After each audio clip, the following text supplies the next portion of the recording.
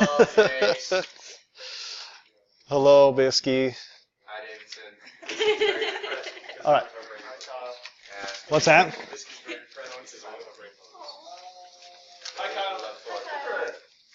It's Friday. That's something to look forward to. Yeah, Monday. Yeah. Oh, I'm barely passing regular chemistry. It's like it's a week. He's lying. He's not passing it. Yes, Are you ready? Or again. thank you.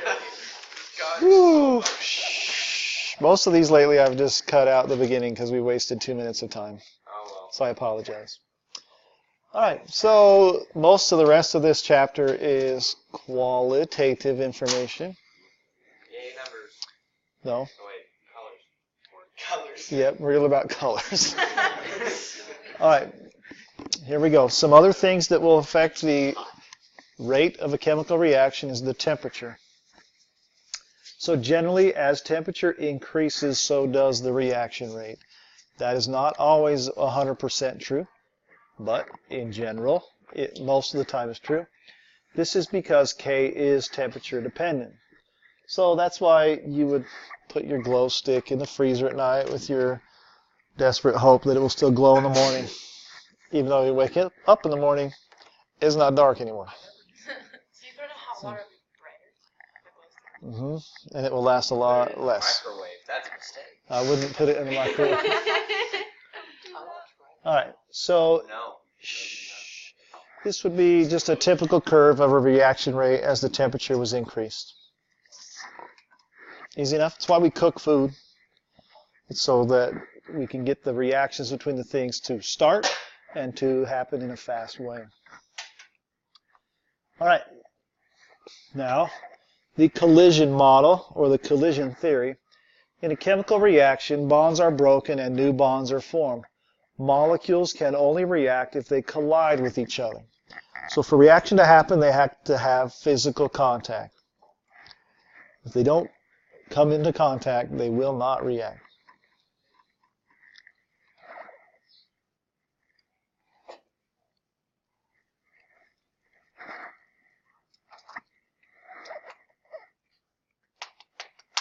Easy enough? All right. Furthermore, molecules must also collide with the correct orientation and with enough energy to cause bond breakage and formation. Okay, let's see if this, whatever. That's not a very important picture, but there it is. That picture looks Oh, It made me happy. good. So, anyone know what that is? Did we already talk about this earlier? What is it? It's a Lego brick. Yep, Lego bricks. Look like a Lego brick. Yeah, it looks more like the Titanic, I know. That's what they said last year. Well, I mean, I wasn't going to say that. I was going to say because, you know, it's got the jaws on the outside. It's not meshing on the inside of the Lego brick. I guess that's... Okay, whatever. I don't know. It's only got 3 stacks, guys. Hey, I get points for trying, right? Oh, even while I was thinking, I lost 2. I get points for trying, have right? just 3. For trying? The problem maybe when it was being constructed. Well, you don't get points, but you have a 20% chance of getting the right answer. Or are you talking about your lab book? Oh, yeah, of course. Sorry. No, don't just write garbage. All right. Anyway, what this is saying is that Legos only stick together in certain ways. Just like reactions, the only way they react is if they react in the right orientation when they collide and have energy. Some Legos are Thank you. Now, activation energy. In other words, there is a minimum amount of energy required for a reaction, and that is called the activation energy. Just as a ball cannot get over a hill, if you don't hit it hard enough, it would come right back down. In order for the reaction to happen, you have to put in the right amount of energy.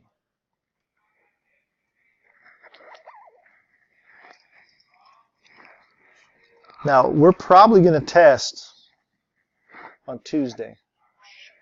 Well, probably not. We have an activity to do that takes half a day. We'll probably start testing on Wednesday. There is school on Monday, right? Did you see the calendar? Said there was no school on Monday. Why? I just wasn't going to show up on Monday and blame it on the calendar.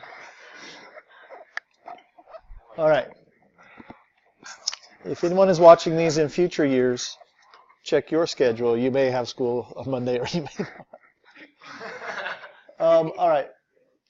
Good enough? All right. Reaction coordinate diagrams. I just taught this in chemistry. I feel like we already did it in this class, but I don't remember. We did? All right. Well, we're going to do it again. It is helpful to visualize energy changes throughout a process on a reaction coordinate diagram like this one for the rearrangement of methyl isonitrile. We don't care what it is, but we know that at some point in time we have the energy of the reactants here. We put energy into the reactants until they reach this point. Once they are there, then they react and they may give off energy, which this one did because it ends lower. Or it could have stopped up here and it would have taken in energy if it stopped higher. You all right with that? And we're going to draw these and label all the parts. And like I said, we probably already did most of this. So you got time here, energy over here, and it's the energy changes as a reaction goes forward. We're going to draw two of them. This one right here would be representing an endothermic reaction. So you know how we have the ability to like actually see atoms like on the very small scale. Mm-hmm. Could you like record that like live and just like watch you like flip around? I don't think so. Because the atoms that we can look at are like in a piece of metal. They're things that are holding still. I don't know if we have the technology to watch them move. Like, I don't know. That's a good question. All right, this is representing, did I already say, an endothermic reaction. Excuse me. Thank you. So right here, this line represents the energy of the reactants.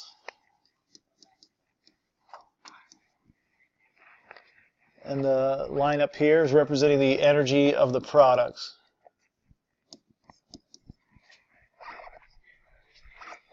So far, so good?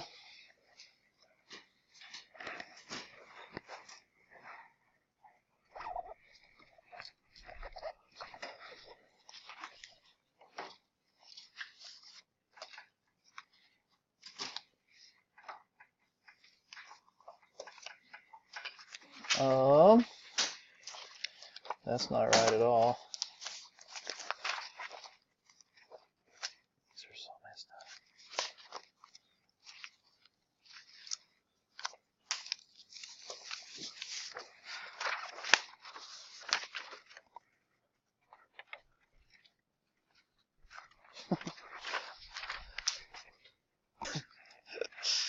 up. The energy change from here to here is called the activation energy.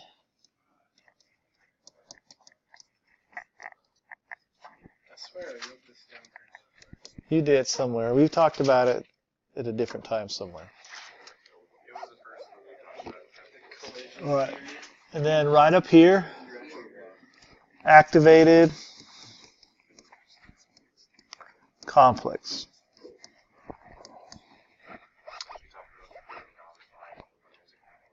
Okay, good. So that's pretty much those. You'll need to be able to label one of these on your exam. You'll also need to know whether it's endo or exothermic. So an exothermic, what would be the difference for exo? All right.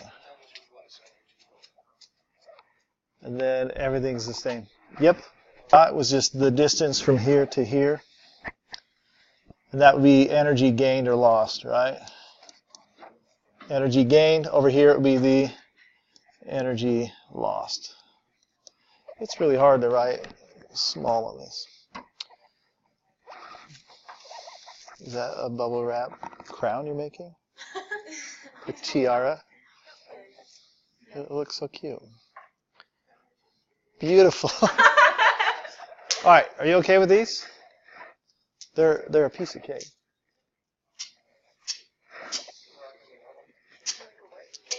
Well, we do teach this in normal chemistry, that's for sure. You would actually go around on it. It's like, I'm gonna wait when they're gone. I'm gonna wait till Okay. Here, whoa, hey, come on now. Oh boy. Fine. I'll do this.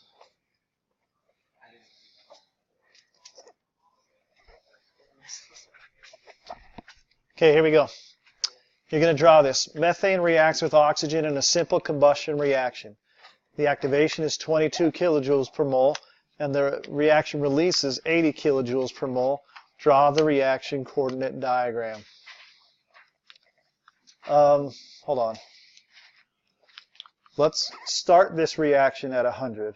I didn't give you an initial energy value.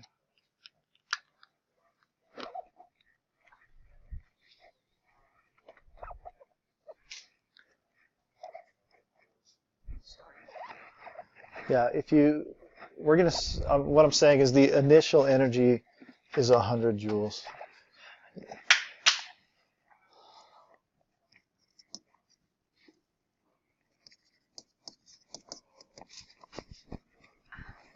Because if you start this just at 0 or something, you end up with negative energy on the graph, and that doesn't work.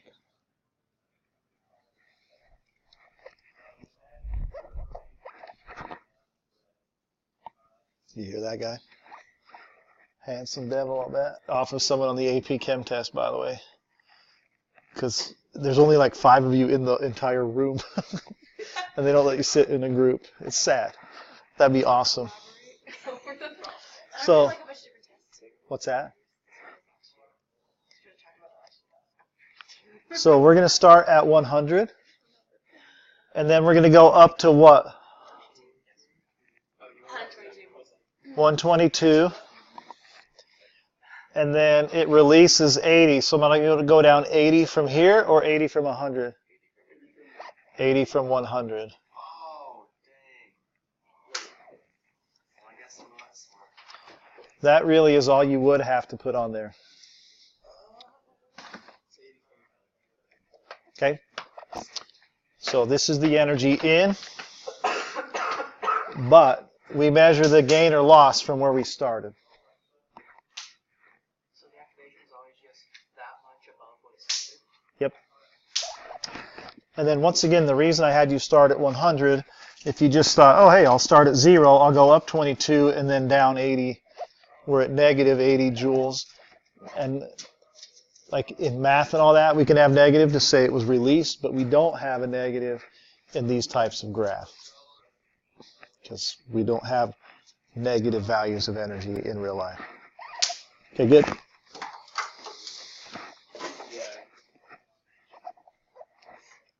Okay, I already said this.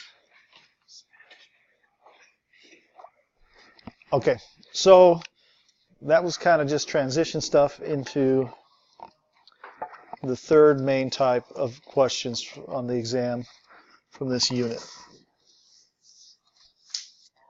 So we're going to have questions on initial rates, where you find the rate laws. We're going to have questions where you use the data tables to find your rates using the integrated rate law and do math there. And then we're going to have questions on reaction mechanisms. So these, I don't know. Some people never understand reaction mechanisms, and some people will get it in 30 seconds. So a reaction mechanism, it's the sequence of events that describe the actual processes by which reactants become products. That's what it is.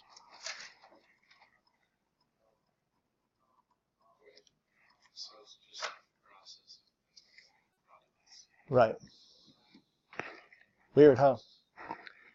It's as if, like all year, so these are just stairs. You all right with that?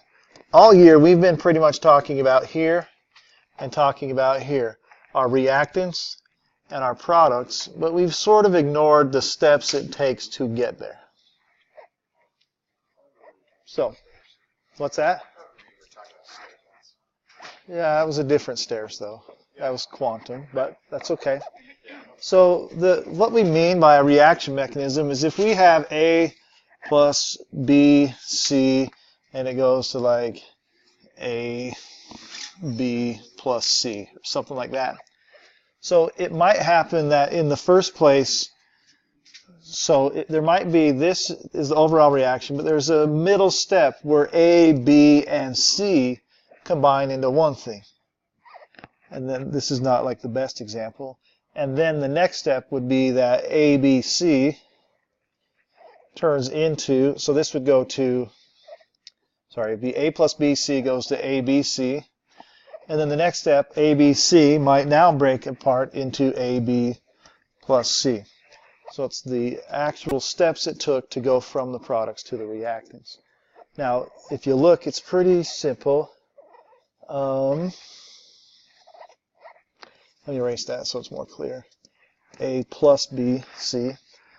In this type of process, we would cross out anything that was written on both sides, which we've kind of done that before. And then you would have, this I just rewrote. So then you would have this being that would be your overall reaction, which should match the first one. It's a pretty simple process, but it has some tricks. Here we go. Reactions may occur all at once or through several discrete steps. Each of these processes is known as an elementary reaction or elementary process.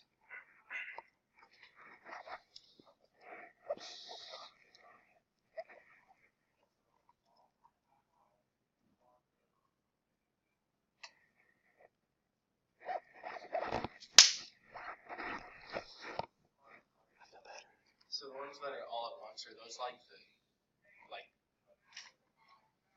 don't know, just like two things just come out?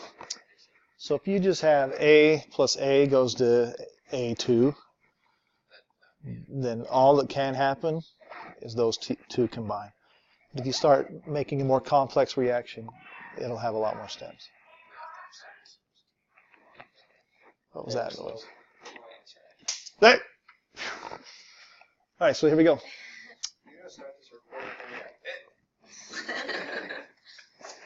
Don't know what you're talking about. All I know. Is that better? Okay. You've never heard of this word before, probably. The molecularity of a process tells how many molecules are involved in the process. Yeah. It tells you how many molecules are involved in a process. It's okay. It's okay. I get all my anger out fifth hour. I talked to this friend of mine and we just vent together and pop bubbles. All right. So what we're talking about, and if you'll look real quick, these things look familiar. What are they called? Rate laws. So rate laws and reaction mechanisms definitely tie together. The rate law can tell me the molecularity, meaning the number of molecules involved in the reaction, or the molecularity can tell me the rate law. It can go both ways. All right? So if I have a first order reaction, it means that my A is going to products. So that would be like H2O going to H2 plus O2. There's nothing there besides it just breaking apart. We call that unimolecular, and it always is first order. All right, bimolecular is when you have two things that react to form your products. They have to collide. So if they have to collide, meaning it's not just a decomposition, then the way to change their rate and concentration, their Their concentration is very greatly dependent on the rate, or I mean that vice versa, whatever. But that's why this one will be squared.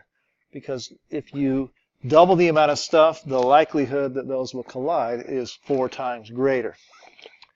Those are called bimolecular. Now, it could be the same type of atom. It could be different types of atoms. That would be still bimolecular because it's just 2 things colliding. You with me, sort of? All right, termolecular is as complicated as we will get in this class, and that could be A plus A plus A, so that'd be like ozone. O, and O make O3.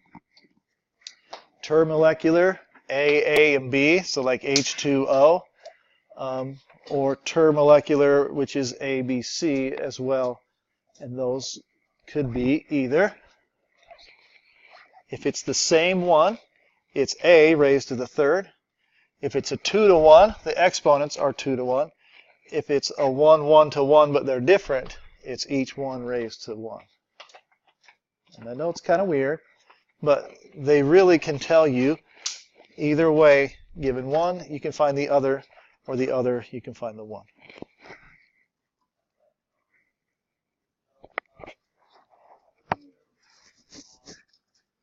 Okay, good? All right. Now, multi-step mechanisms. In a multi-step process, one of the steps will be slower than all of the others.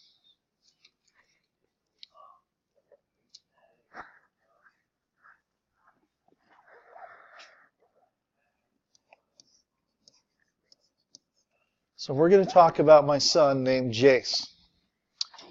My son named Jace, like, I love him because he is my son, and I want to kill him because he is my son. And every Sunday morning, even though I don't even go to church until 2 freaking o'clock, he can't find his shoes. He's awake from like 7 in the morning till 2, and he still can't find his shoes. Now, what does this have to do with anything? If you'll look right here, the overall reaction cannot occur faster than its slowest or rate determining step. I cannot get to church any faster than he is slow. Right. So which kid is my rate determining child? Jace.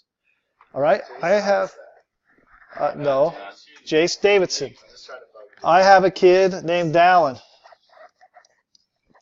Dallin hauls A at everything. If you tell him to do something, it's already done before you finish the sentence. The poor kid outworks everyone by 10 times because we're like, well, we could ask the other 3 and it not get done, or we can just tell Dallin to do it and it will be done before I finish my sentence. All right? He is so fast that you never have to worry about him at all as far as where you're going or what you're doing. It's already done. Okay? So if you were going to describe my family and getting to church on time or whatever activity we're going to do, would you ever describe Dallin being done super fast? No. Because it doesn't matter how fast he gets done because we're still waiting for my son Jace. So Jace will be the one that we care about. We would say, all right, how long does it take Jace to get dressed? Apparently it's 7 hours. Literally. All right. Now, this is the same idea in a reaction. If there's multiple steps for the reaction to happen, we don't care about the ones that happen super fast. We will only care about the slowest of them all, because it pretty much determines the rate. You all right with that idea? Okay. This is just you.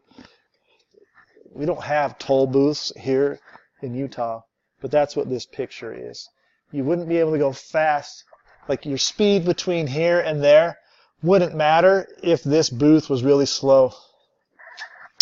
It's meaningless.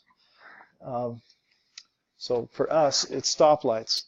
If you're by the university, most people don't stress about the little light there because it's a lot faster. You worry about the one at the bottom of the canyon because it's forever, right? So it determines your rate, not really the little light before it. Okay.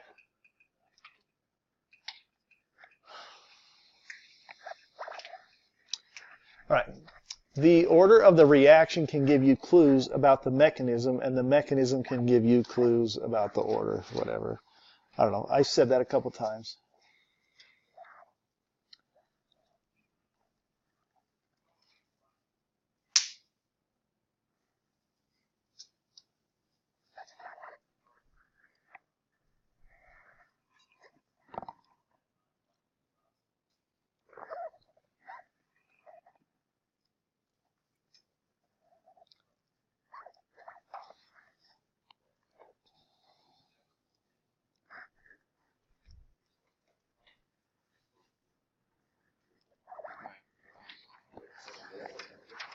You're done? I have no clue how I did it, but I did it. Okay. Ready for number 2? Yeah.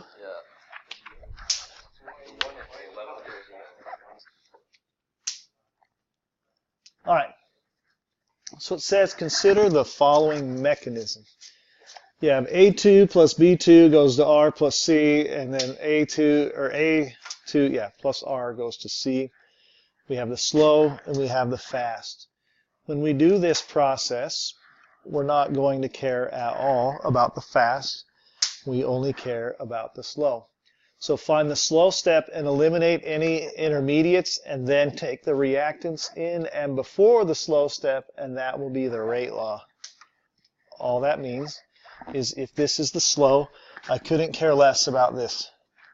If there was more before it, I would care, but there is not. So right now, I have this molecule and this molecule making that stuff. Are you okay with that? Now, if I erase this, this would be eliminated, all right, because it's going to be an intermediate, and then well, I'm an idiot. We don't care. I just said, and that's why I crossed it out. We don't care about the fast step. Shut up, Todd. Rewind 10 seconds and ignore me. Here we go. So this will simply tell me the rate is equal to K, and then A2, and then you look up here. Is there another A2 here or above it? No, so it's to the first. And then B2, and is there any other B2 colliding anywhere? No, so it's raised to the first. And that would be your rate law. Yes, Way.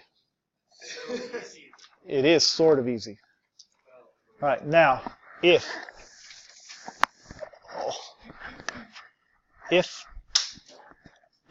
I said this one was slow, then we need to get rid of the R. So that's where I was going. I was just losing my mind. So if the second one is the slow one, then we have to care about this step and anything before it. So it's the it's the slow and anything before it. All right, so if you look, the R disappears. All right, I don't care about the product. I care what's left of my reactants. So now I would look, there's an A2 there and then a second A2 right there. You with me? So now it would be A2 squared. Is there a second B2? No, so it's raised to the first. Why did I not put R? Because it's called an intermediate, meaning it is created in one step and consumed in the next. Or it doesn't have to be directly the next, but it's created in one step and it's consumed in one step. So it really wasn't part of the reaction. All right? Definitely probably not the worst thing we've learned all year, I hope.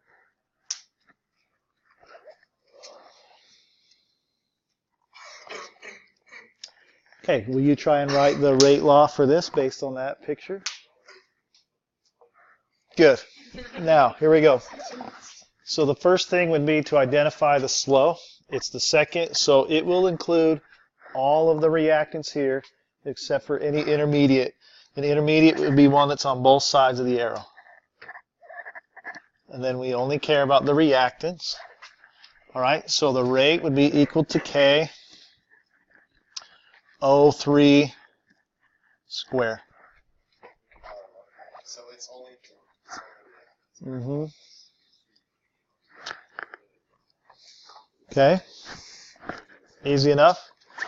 We don't care about the products because the products don't have to react. I don't know how to say it any other way, but they're done. That's the thing we're making, so we don't worry about them. We care about what we're using to make them.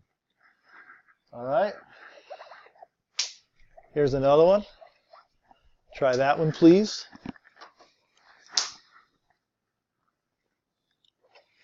These are usually just awesome ones to get on the AP test because they don't take long and they're not very hard.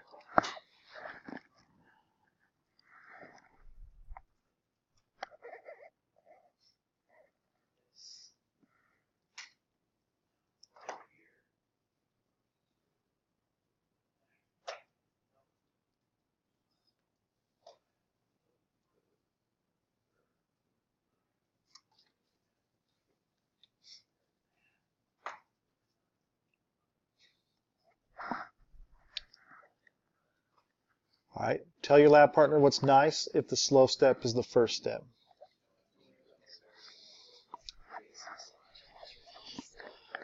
All right, because you don't have to worry about anything else, right? So you just simply, you would get rid of this and that, and you would look here. There is not more than one of any of those things. So rate is equal to KO3 to the first and NO to the first. Easy enough? What? I don't know. Your smile looked. I don't know. It's just funny. Oh no. Oh, no. Okay. That is funny. Boom. What if there's 3 steps? Yowzers. Give that a shot. There's a third one coming up probably. So it's just this, right? To the first. Okay, pretty simple. That's just the same. Some more oh no. I don't know. Do we feel good enough with these? Okay. Just in time to ruin your life. You said yeah. Okay, so how... Uh-oh. These will relate down here. You will do all this stuff. You'll write the overall. You'll calculate K. You'll find that. That's a half-life problem. Describe the appearance of N2 and the disappearance of H2. That comes from the reaction. I dragged it too far. Right there. We did half-lives the other day. We did. Maybe. Okay, then you come down here. I recorded it. Did I? Okay. Right down here it says the following sequence of elementary steps is proposed mechanism for this reaction. Based on the data presented, which of the above is the rate determining or slow step? So, don't make that face, Bruder. All right. So up here, you would find a reaction. And I don't know, but let's say it was, let's pretend it was rate equals K NO to H2 to the first. If that's what you found up there, you would come down here and you are trying to tell me which one is the slow step. So it's pretty simple. The slow step, you look for the step where 2 of these have been used and 1 of those has been used. That was terrible. 1 of those. So look, rate number 1, you've got 2 of those. But have I had the H2 yet? No, I don't get that until I'm here. So that would mean this would be the slow step.